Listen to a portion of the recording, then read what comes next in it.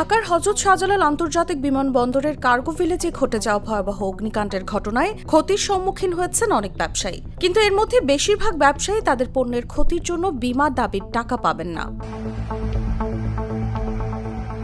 দুই ধরনের বীমা পলিসির একটি পণ্য পরিবহনে সব ধরনের ক্ষতি কভার করে, আরেকটি শুধু উড়োজাহাজে থাকা অবস্থায় ক্ষতি হলে তার ক্ষতিপূরণ দেয়। অধিকাংশ ব্যবসায়ী নিয়েছেন শুধু উড়োজাহাজের বীমা।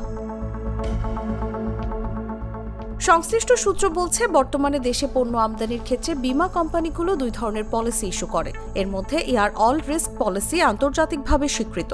এই বীমা পলিসির আওতায় বীমা কভারেজ দেওয়া হয় warehouse to warehouse. আর এয়ার রিস্ক অনলি এই পলিসির আওতায় পণ্য শুধু উড়োজাহাজে থাকা অবস্থায় বীমা কভারেজ পাবে। বিমানবন্দরের কার্গো ভিলেজে অগ্নিকাণ্ডের ঘটনায় ক্ষতিগ্রস্ত ব্যবসায়ীদের যারা এয়ার অল রিস্ক পলিসি নিয়েছেন তারা বীমা দাবি পাবেন, আর যারা এয়ার রিস্ক অনলি পলিসি নিয়েছেন তারা ক্ষতিপূরণ পাবেন না। এমনকি এ ধরনের বীমা পলিসির বৈধতা নিয়েও প্রশ্ন রয়েছে। বিশ্বখ্যাত বীমা ও পুনর্বীমা বাজার লয়েডসের পক্ষ থেকে জানানো হয়েছে তারা এ ধরনের কোনো পলিসি অনুমোদন করেনি। তবে সাধারণ বীমা কর্পোরেশনের পক্ষ থেকে বলা হচ্ছে, বীমা উন্নয়ন ও নিয়ন্ত্রণ কর্তৃপক্ষের নির্দেশনা মেনেই এ ধরনের বীমা পলিসি করা হচ্ছে এবং এ ধরনের বীমা পলিসি বৈধ।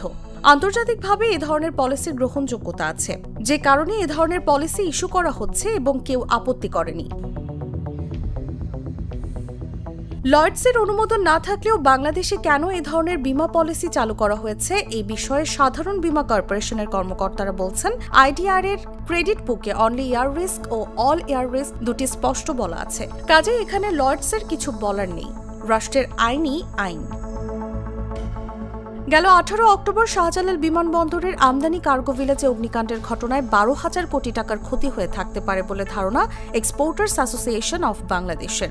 আর বাংলাদেশ কম্পিউটার সোসাইটির হিসেবে সদস্যদের ক্ষতির পরিমাণ প্রায় 35 কোটি টাকা।